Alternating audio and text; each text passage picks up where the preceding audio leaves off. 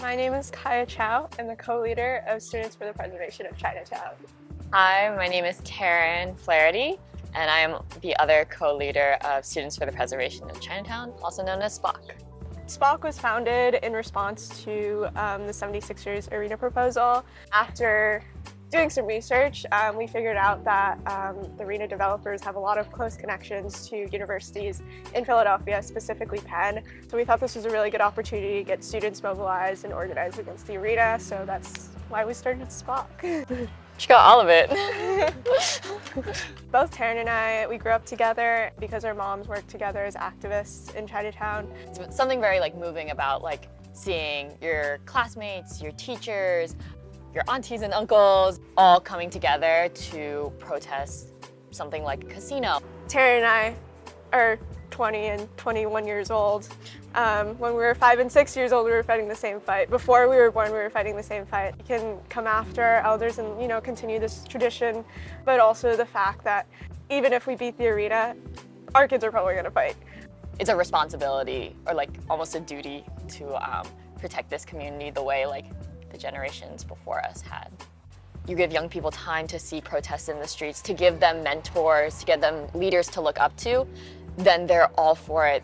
Emerging leaders, you have just emerged as a leader. You have so much more to do, and it's kind of a push that okay, we've accomplished this much, and it's actually being recognized by people, but the arena fight is not won yet. First of all, being honored alongside Ellen Samakawa, someone we've grown up and looked up to our entire lives. I feel like we're relatively unaccomplished. I think that we still have so much to learn and so much room to grow. And I think we're probably going to be doing this for the rest of our lives. True!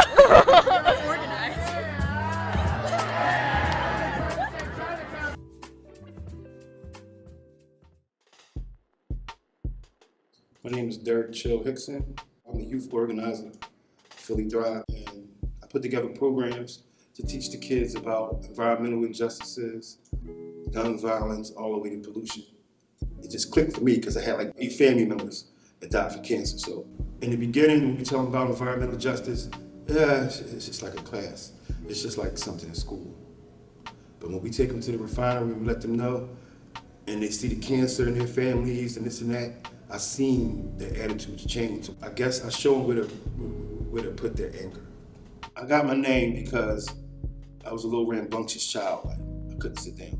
And everybody would be like, chill out, chill out. So it's not from being cool, it was from being extra. So I noticed that in the kids now. So every time somebody say chill, and when they call me chill, I do that and I be patient with them. I see me in every one of them. Especially when they're extra hyper and running around, because I think I stopped being hyper like that 35, I don't know. I'm probably still that way.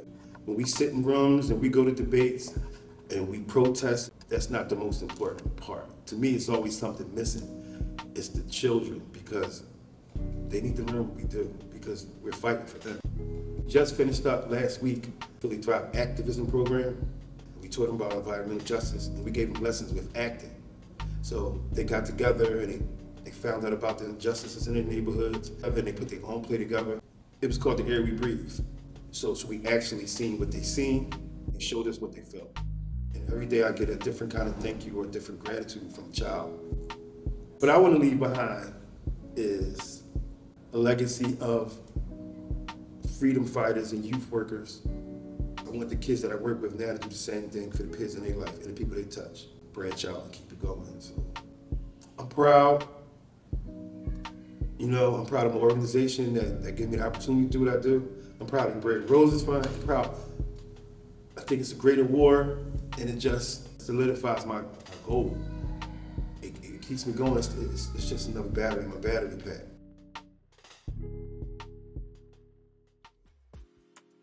My name is Fred Ginyard. I am the Director of Organizing and Community Engagement with the Philadelphia Bail Fund. So I went to my very first organizing meeting because of the free pizza. My longtime friend at this point, but organizing mentor back then, came to my English class and was talking about this program where, you know, young people get to have a voice in their school, and I was like, oh, that's cool, yeah. Like, oh, right, there's food? Yes, I'm going. And so that was my first kind of entry into organizing, and starting with Youth United for Change. Later becoming a staff person in YUC, right, and really working with young people was really important to me, because YUC helped me to understand like the power that I held as an individual and as a young person. There's like the textbook definition of bringing people together to affect change. For me, when I think about organizing, it's about how do we build a community of people that care about each other enough to want to ensure that the world that we live in works for us all. So receiving the Trailblazer Award for me is like, actually it's really like I've arrived. Because like, you know, growing up in Philly and in the organizing scene, all these dope organizers that I grew up admiring and that I learned from, you know, getting this award. So then to turn around myself and, you know, to get an award from Bed of Roses, it's just like, oh, all right. Like, it is nice to be recognized, and it's like 10 times like more amazing because it's Bed of Roses. Like, who doesn't love Bed of Roses? This work is hard. It's lonely. There are so many sacrifices to it. And I think if I didn't have the mentors that I had, I probably wouldn't have survived doing this work for as long as I have. And so my hope and goal is always to be, I think, that for the younger organizers that are coming up behind me, right? Like, I hope they find their mentors and folk that really support them to do this work.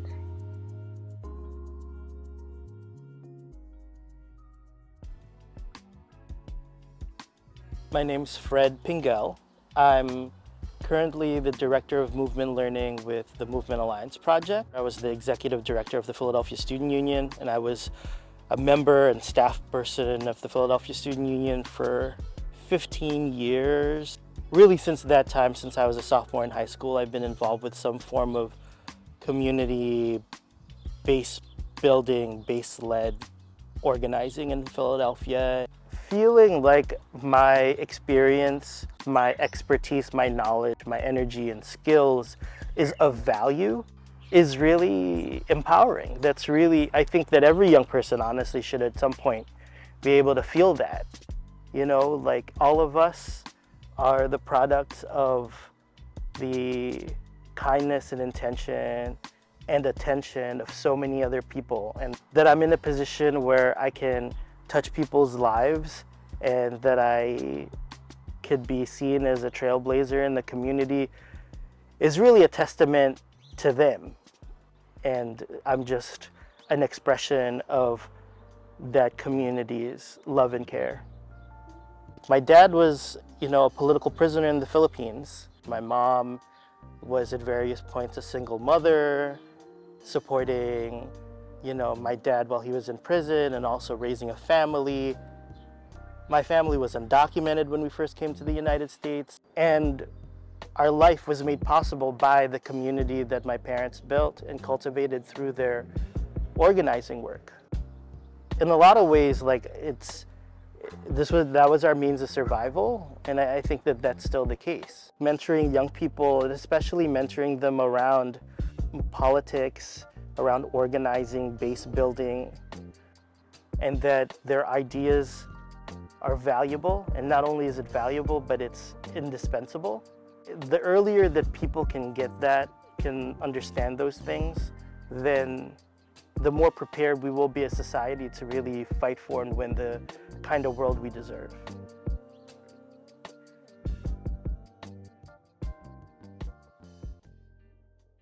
My name is Denise Brown. I'm the Executive Director of the Leeway Foundation, and we support women, trans, and gender nonconforming artists who create art for social change. In my experience, you know, I've worked with a number of different organizations that have had a commitment to working intergenerationally, and I've really valued that. In terms of mentoring young leaders, I think it's really about finding ways to provide space for folks to have the opportunity to really investigate and find their voices, and to provide learning opportunities for younger folks. One of the philosophies of Leeway is that relationships are everything, and so we think about that in the context of people of all ages. I think of all that I've learned from the younger folks that I've been involved with, that my younger mentors have been the people that have really pushed me to re-examine what I mean, and how deeply I believe what I'm saying, right? Well, first of all, it's a huge honor, and it's a full circle moment for me. I worked at Bread and Roses for about 7, almost 8 years. And my first assignment on staff there was the organizing of the Tribute to Change that year. The tribute, it truly has become one of my favorite events. It's, sort of where organizers and activists, again, crossing intergenerationally, across ethnicity issues, all come together, and it really does feel like it's this family reunion. I'm thinking about sort of what it means to me to receive the Paul Robeson Award, and I have to say, first of all, there is a thing of feeling old when one receives a Lifetime Achievement Award. That point in one's life is certainly one of the reasons. But I'm also feeling really honored about it, and really humbled in many respects. It's deeply meaningful for me.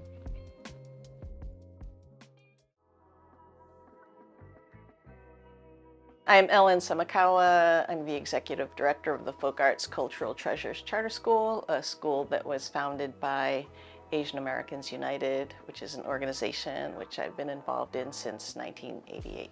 I became radicalized when I was 15 years old. My parents had dragged me to this community sukiyaki dinner every year, and this guy handed me this flyer, said, "Don't let this ever happen again." And it was about the incarceration of Japanese Americans during World War II.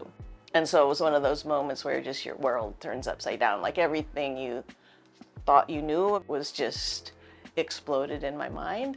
I started learning about Asian American history. We had a little Asian American group of young people that were all discovering this stuff together. In Philadelphia, I met Asian Americans United. Early years, AAU realized that working with young people was going to be critical to kind of strengthening our community. Asian Americans United worked with the Philadelphia Folklore Project to start this school. A lot of models of education demand that young people leave part of themselves outside of the schoolhouse door. And so we really wanted to challenge that model by inviting in the community knowledge. There's just no better feeling than to see young people emerging and seeing their own power. And when they do that, they change their understanding of who they are too. Receiving this Lifetime Achievement Award from Bread and Roses, it's touching. I mean, because Bread and Roses was one of the first funders that supported Asian Americans United when it was practically just an idea. One of my favorite quotes from Grace Lee Boggs is, "The most revolutionary thing I ever did was stayed in one place." And I think there's something about that. Probably why I'm getting recognized for this work, because I've refused to leave.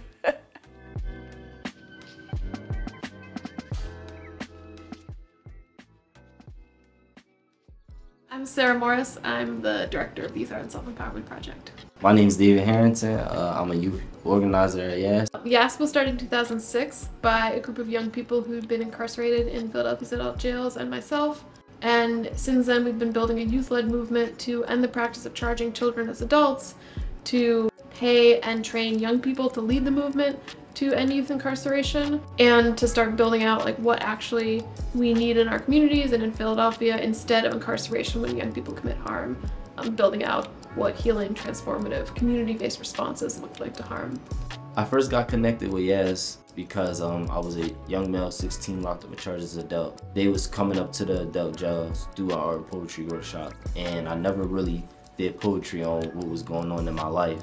So to be able to write poetry and talk about how I feel that right away let me know what type of organization YAS was and what they stand for. YAS just really allowed me to grow as a person and as a community activist. Young people's voices are at the center of YASP, mostly because YASP was started by young people who'd been incarcerated. Young people are the ones who know what a different kind of response could look like and what young people really need in our communities to thrive and to have the kind of future that they deserve. The world that I'm working towards is abolition, is revolutionary in that we have a community where we're not just policing our young people all the time. It means a lot to get this award from Bread and Roses. I mean, Bread and Roses is a foundation that's very dear to our heart at YASP. In 2006, they were our only funder, and we never would have been able to start YASP without the support of Bread and Roses, and I think that's such an important thing that they do, is like believing in organizations that are just starting. I feel really grateful and humbled to be recognized because we've had generations of incredible youth leaders leading this work over the last 15 years, and they aren't all here to see what they've built, but I know they'd be really proud of us, and so it's really meaningful to get this recognition for all that our youth leaders have built in the years since then.